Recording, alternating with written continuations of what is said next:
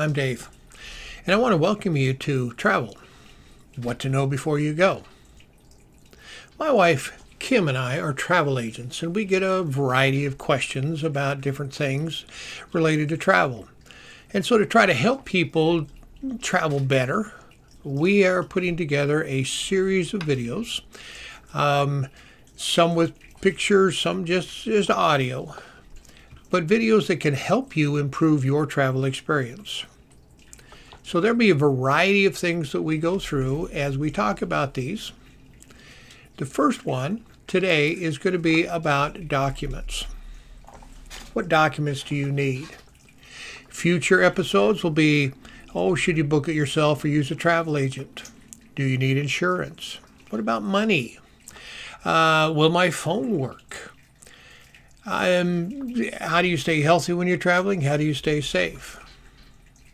Other episodes in the future, we will talk about specific areas or cruises or land or just a variety of topics. Again, questions we have received as we've gone through.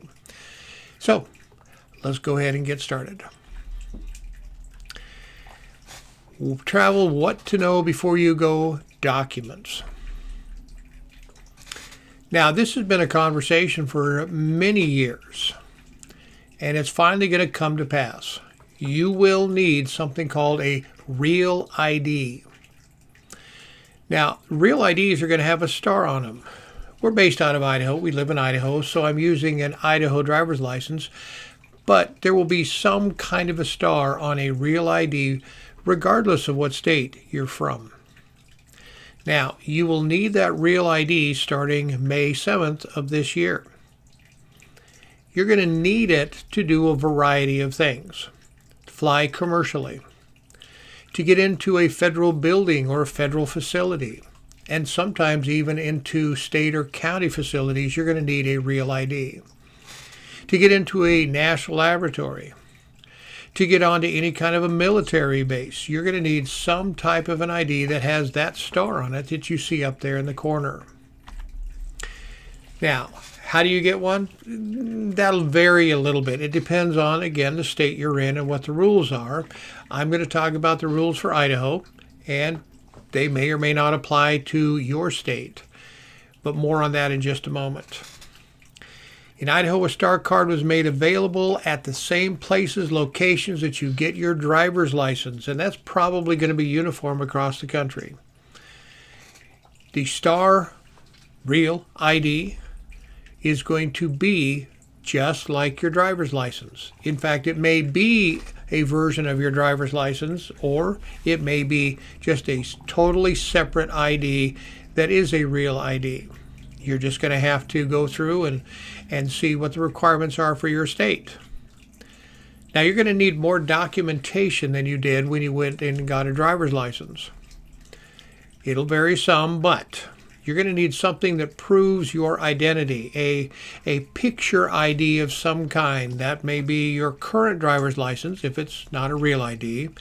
That could be a passport, a military ID with your picture on it, something like that.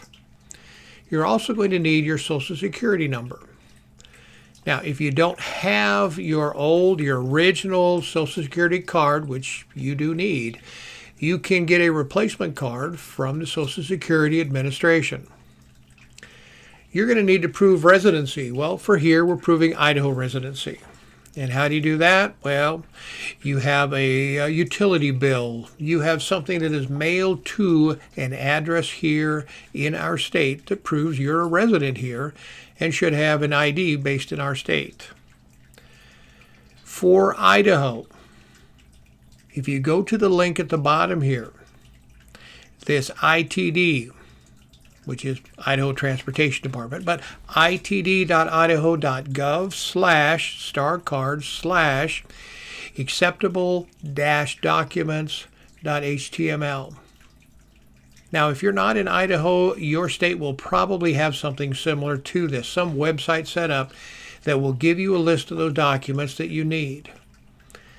I can tell you from going to get mine, I know that some people went 2 and 3 times trying to get this Real ID because they didn't have all the documentation. They took their Social Security number, but not their card. And it was not acceptable. They had to go back and get the card and then come back again and stand in line and try to get that real ID. So you are wise, prudent, to go ahead and make sure what the requirements are before you actually go and stand in line at whatever agency in your state you're going to get a real ID from. Let's move on to passports. Now, there is a paper application for your passport. You can download it and fill it out by hand. You can get a copy of it, pull it up on your web browser, fill it with the correct information, print it, and then use that, whichever one you want to do. You're going to get that document, that application, you're going to get it filled out. You're going to need to get pictures taken. Now, these pictures are real specific. The size of the picture, the size of your head within the picture, the placement of your head within the, all of those things are very specific. Hats and glasses, and there are all kinds of requirements. So again, it's wise for you to check those requirements before you go get the picture taken. Now, you can get those pictures taken a lot of places, a lot of the local drugstores or office supply stores. They'll take your picture for you for a fee. And if they take it, it will be right. It will be the right size. They'll have the right background, all of that stuff. So you're wise to go get the picture there, not the one taken at your last birthday party, because that probably isn't going to work. You're going to need some kind of proof of citizenship. That proof of citizenship is going to be your birth certificate, something along those lines. If you're taking birth certificate in, it does need to be an original. It needs to have, they used to emboss them with a device that actually raised the print on it. Now they usually use a colored, but it's going to have to be a real one, not a hospital one. It needs to come from Bureau of Records or whatever the name is for the state that you were born in. You're going to take that to a passport acceptance center. Now, there are a variety of those. It just depends, again, on where you live, what's going to be acceptable. Around here, we tend to go to the county seat. I don't know if they still do it or not. Post offices used to take those. But you're going to go to that acceptance center and turn that in. Now, they're going to go through and they're going to check it, make sure it's filled out correctly. You also need to take 2 different checks or money orders, not cash, not a credit card. Checks or money orders. One of those is going to go to the Department of State. That's the U.S. Department of State. And the other one is going to go to the Passport Acceptance Center. That's basically paying them to process this application and then mail it on to where it needs to go. For more information, again, you look down at the bottom of this slide. There's a really long URL. If you like to travel a lot, I would get used to going to travel.state.gov. There's a whole lot of resources there. We're going to talk about some of those in future episodes, future videos that we do, but I would get used to going to that site if you travel a lot. So what's it going to cost you? Well, that's easier asked than answered. If you're getting a passport book, that's the thing you see in the corner of this slide. If you're getting a passport book, that's $130 and a $35 execution fee. Remember I said 2 checks a few minutes ago? They're your 2 checks.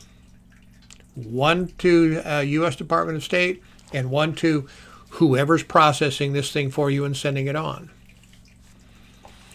The second option is a card. Now, it's a lot cheaper, right? The downside to a card is it's not going to work in every instance that you want. Some countries will not accept the card. You must have a book. Look at the third option. The third option gives you both a book and a card.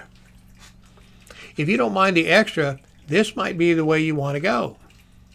Because here's a scenario for you. You're on a cruise. You are to a different country, Mexico, maybe you're cruising in Europe, whatever. You're going to get off the ship and go on an excursion. I hate taking my passport if I don't have to, but I may need some kind of a real ID to prove who I am. In that case, I would have both a passport and a card. The passport would stay locked in the safe on the ship. The card would go with me, and it's my identification. There are various reasons why you might need identification on shore with a cruise, but that would be an example of why you would want both a book and a card. Processing time. Now, if you go to the website, remember travel.state.gov, and dig around, it's going to say that the routine time is 4 to 6 weeks. Yeah, there's an asterisk after that. The expedited time is 2 to 3 weeks. It'll cost you more, and yes, there's an asterisk after that. What the asterisk is saying is, when you're looking at the time, that's not the total time to do this. The total time to get your passport is going to include the time to mail it to the Department of State. Now when they receive it and they check it in, that 4 to 6 weeks starts. At the end of that time, then they throw it in an envelope of some kind, USPS or FedEx or something, and they send it back to you. So you could easily end up with 2 weeks before or 2 weeks after on that 4 to 6 weeks. So the upshot of all of this is, don't wait till the last minute. Number one, it will cost you more. And number two, we have had clients who could not travel because they did not have their passport. They waited too long. Make sure you have your passport in hand when it's time to travel. Visas and other paperwork. Here again is a reason for you to go to travel.state.gov, because you burrow around in here, you dig around in here, it's going to tell you what you need. What visas do you need? Do you need shots? Do you need to take a shot record? All of those things. Now, there is a change in what's happening in the European Union. Starting this year, they will require something called an ETIAS. Bottom line, it's kind of a visa. No, in the past, we haven't had to have visas, but that is changing. This is not a really huge deal. You're going to go to the website once the website's up and running, and you're going to fill out your information, and you're going to pay them, I think it's $8, and then you're going to get something that you can show them that says, yes, it's legal for you to travel in the European Union. Not a big deal, but you got to do it.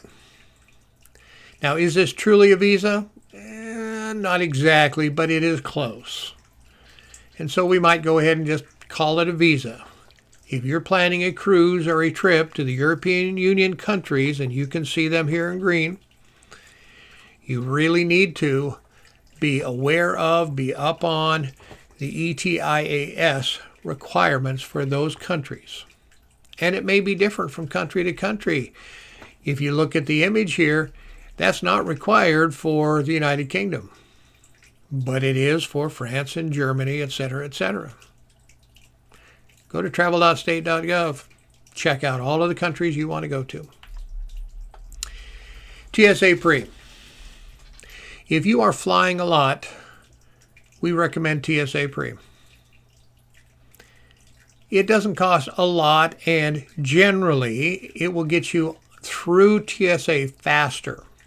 It used to get you through a lot faster, but now a lot of people have pre. And so honestly, when we walk up to the TSA lines, we look and see which one's shorter. The advantage of the TSA pre is you don't have to take everything out like you do in the regular TSA line. You don't have to take your shoes off. You don't have to take your belt off.